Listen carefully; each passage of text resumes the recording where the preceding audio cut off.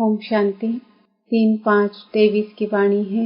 मीठे बच्चे, ज्ञान के ठंडे छींटे डाल, तुम्हें हर एक को शीतल बनाना है। तुम हो ज्ञान बरसात करने वाली शीतल देवियां। प्रश्न, बाप ने तुम्हें ज्ञान का कलश क्यों दिया है? उत्तर, ज्ञान का कलश मिला है पहले स्वयं को शीतल बनाकर, फिर सर्व को शीतल बनाने के लिए। इस समय हर एक काम अग्नि में जल रहा है। उन्हें काम चिता से उतार ज्ञान चिता पर बिठाना है। आत्मा जब पवित्र शीतल बने तब देवता बन सके। इसलिए तुम्हें हर रूह को ज्ञान इंजेक्शन लगाकर पवित्र बनाना है। तुम्हारी यह रूहानी सेवा है। गीत जो पिया के साथ है। ओम शांति। जो बाप के साथ है उसके लिए बरसात है। अब बरसात और बाप, तो भला बाप की बरसात कैसे? वंडर खाएंगे ना? दुनिया इन बातों को नहीं जानती। यह है ज्ञान बरसात। तुमको शीतल देवियां बनाने के लिए ज्ञान चिता पर बिठाया जाता है। शीतल अक्षर के अगेंस्ट है तपत। तुम्हारा नाम ही है शीतल देवी। एक तो नहीं होगी ना? जरूर बहुत होंगी, जिन्हों से भारत शीतल बनता है। इस समय सभी काम चिता पर जल रहे हैं। तुम्हारा नाम यहाँ शीतला देवियां है। शीतल करने वाली, ठंडा छींटा डालने वाली देवियां। छींटा डालने जाते हैं ना? यह है ज्ञान के छींटे जो आत्मा के ऊपर डाले जाते हैं। आत्मा प्योर बनने से शीतल बन जाती है। इस समय सारी दुनिया काम चिता पर काली हो पड़ी है। अब कलश मिलता है तुम बच्चों को। कलश से तुम खुद भी शीतल बनते हो और औरों को भी बनाते हो। यह भी शीतल बनी है ना? दोनों इकट्ठे बैठे हैं ना? घर बार छोड़ने की बात नहीं, लेकिन गौशाला बनी होगी तो जरूर कोई ने घर बार छोड़ा होगा। किस लिए? ज्ञान चिता पर बैठ शीतल बनने के लिए। जब तुम यहाँ शीतल बनेंगे तब ही तुम देवता बन सकेंगे। बाबा ने समझाया भी है, जब तक तुम्हारे द्वारा कोई आस्तिक नहीं बना है तो गोया नास्तिक ही है। आस्तिक दुनिया वाले आपस में कभी लड़ते झगड़ते नहीं। नास्तिक दुनिया वाले लड़ते झगड़ते हैं। नास्तिक किसको कहा जाता है?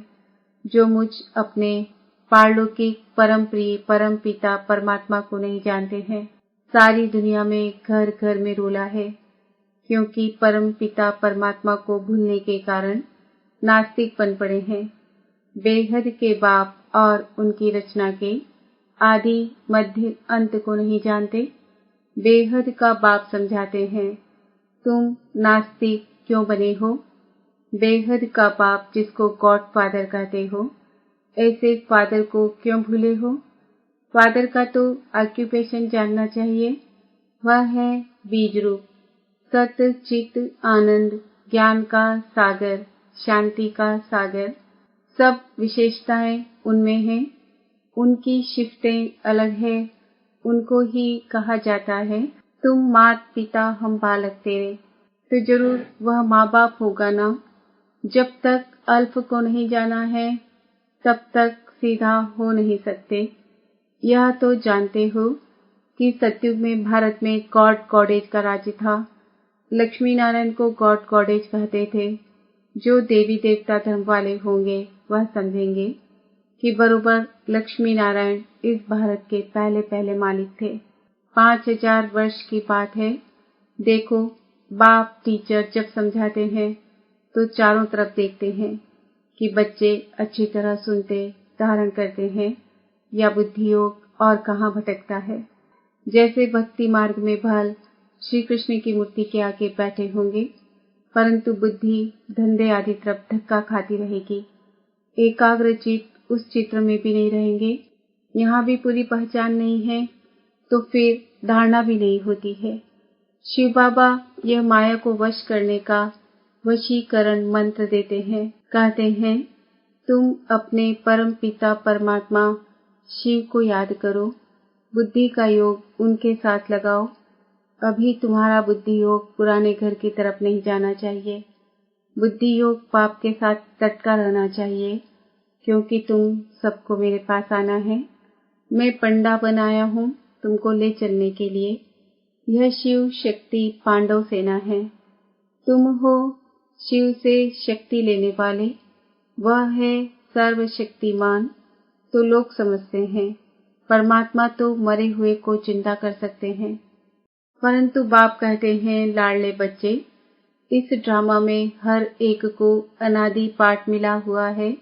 मैं भी क्रिएटर, डायरेक्टर, प्रिंसिपल, एक्टर हूँ। ड्रामा के पार्ट को हम कुछ भी नहीं कर सकते। मनुष्य समझते हैं पत्ता पत्ता परमात्मा के हुक्म से चलता है। क्या परमात्मा बैठ पत्ते पत्ते को हुक्म करेंगे? परमात्मा खुद कहते हैं मैं भी ड्रामा के बंधन में बांधा हुआ हूँ। ऐसे नहीं कि मेरे हुक्म से पत्ते हिलेंगे। सर्वव्यापी के ज्ञान ने भारतवासियों को बिल्कुल कंगाल बना दिया है। बाप के ज्ञान से भारत फिर सिरताज बनता है। तुम बच्चे जानते हो दिलवाड़ा मंदिर भी ठीक बना हुआ है। आदि देव दिलवाला है, सारे सृष्टि की दिल लेने वाला, भक्तों की दिल लेने वाला एक भगवान कहेंगे ना, यह उन्हों के ही यादगार है। ऊपर में है देवताओं के चित्र और नीचे राजयोग की तपस्या कर रहे हैं। 108 बच्चे आसन लगाकर बैठे हैं शिव बाबा की याद में। उन्होंने ही भारत को स्वर्ग बनाया है। गांधी जी भी कहते थे नई दुनिया राम राज्य चाहिए, परंतु उस राम राज्य नई दुनिया में तो है पवित्रता, वह तो कर न सके। पतित सृष्टि को पावन बनाना यह तो बाप का ही काम है। कोई मनुष्य यह कार्य कर न सके।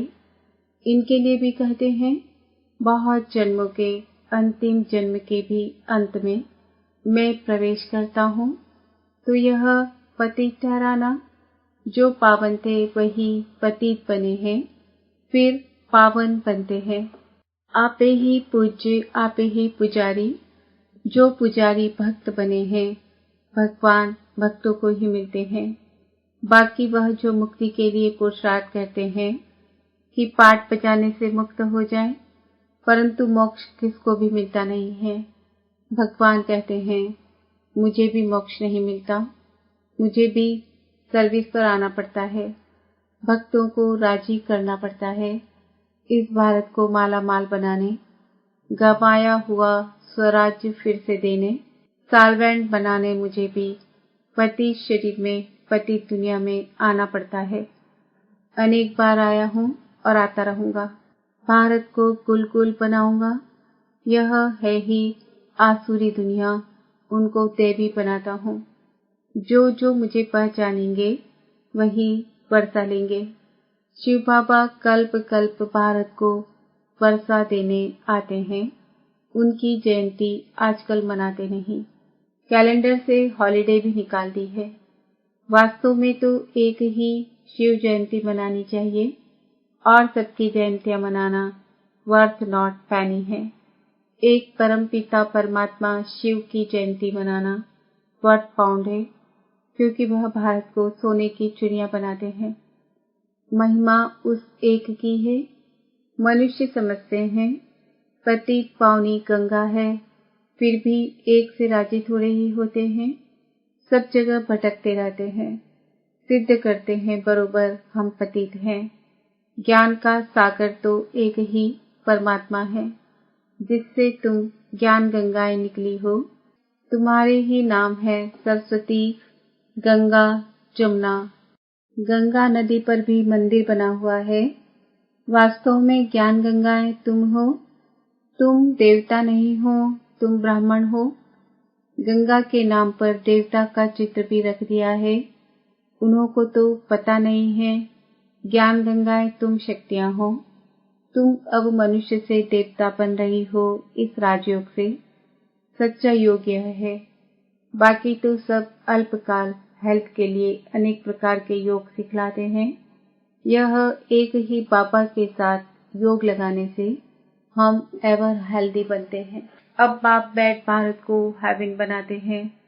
जब तक अपने को आत्मा परमात्मा का बच्चा नहीं समझा है, तब तक वर्षा मिल न सके और सब है ब्रदर्स। भारतवासी फिर कहते थे, हम सब फादर्स हैं, ईश्वर के रूप हैं, शिवोहम तत्वम। अब फादर्स जो सब दुखी हैं, उनको सुख का वर्षा मिले कहाँ से?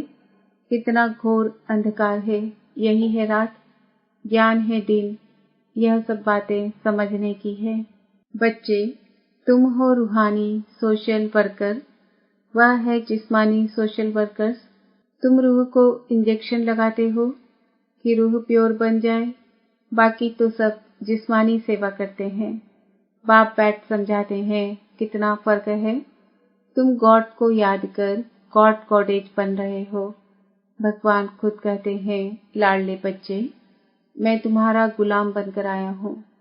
अब मैं जो कहता हूँ सो मानो। उसको श्रीमद् भगवत कहते हैं। ऊंचे ते ऊंच वह है। कोई कहे ब्रह्मा जयंती ऊंच है, बिल्कुल नहीं। ब्रह्मा विष्णु शंकर को बनाने वाला, उनसे कार्य कराने वाला शिव बाबा है ना, नहीं तो नई सृष्टि कैसे बने। सबसे ऊंच जयंती है ही त्रिमूर्ति शिव की। शिव आते ही हैं ब्रह्मा विष्णु शंकर के साथ, तो उनकी ही जयंती मनाई जा सकती है। आजकल तो कुत्ते बिल्ली सबकी जयंती मनाते रहते हैं। कुत्तों को भी कितना प्यार करते हैं। आजकल की दुनिया देखो क्या है। कहेंगे सतयुग में यह शेर आदि नहीं होंगे, कायदा नहीं कहता। सतयुग में मनुष्य भी बहुत थोड़े होंगे, तो जानवर आदि भी थोड़े होते हैं। बीमारियां भी पहले इतनी थोड़ी ही थी, अभी तो कितनी ढेर बीमारियां निकल पड़ी है, तो यह जानवर आदि पीछे वृद्धि को पाते हैं। सतयुग में गाय भी बड़ी अच्छी होती है। कहते हैं श्री कृष्ण ने गौवें चराई, ऐसे नहीं कहते। सतयुग में ऐसी फर्स्ट क्लास गाय थी। देवताओं के लिए वहां हीरे जवाहरों के महल होते हैं, और यहाँ है ठिक्कर भिक्तर के। यह सब समझने की बातें हैं। जो समझ जाएंगे वह कभी स्कूल छोड़ेंगे नहीं। एम ऑब्जेक्ट समझने बिगर कोई आकर बैठे तो भी समझ नहीं सकेंगे। जहाँ भी सत्संग में जाते हैं, वहाँ एम ऑब्जेक्ट कुछ होती नहीं। यह तो पाठशाला है। पाठशाला में तो जरूर एम ऑब्जेक्ट चाहिए ना। तुम एम ऑब्जेक्ट को जानते हो। जिनकी तकदीर में नहीं होगा, उनकी बुद्धि में ज्ञान कभी टपकेगा ही नहीं। जीवन मुक्ति में भी थोड़े ही आएंगे। पिछाड़ी वाले स्वर्ग में आ न सके।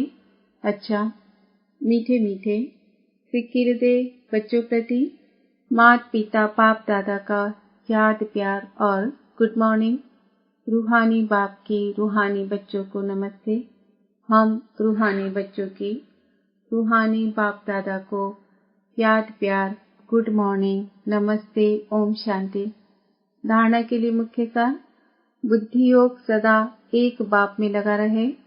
पुराने घर पुरानी दुनिया में बुद्धि न जाए, ऐसी एकाग्रचित अवस्था बनानी है।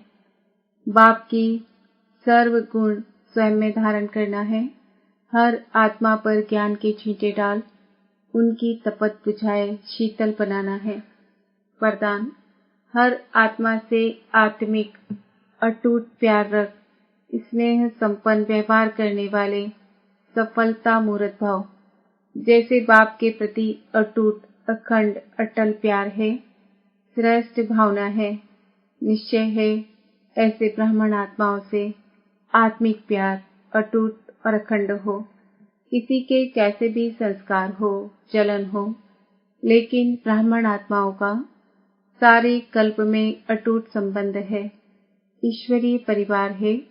बाप ने हर आत्मा को चुनकर ईश्वरीय परिवार में लाया है।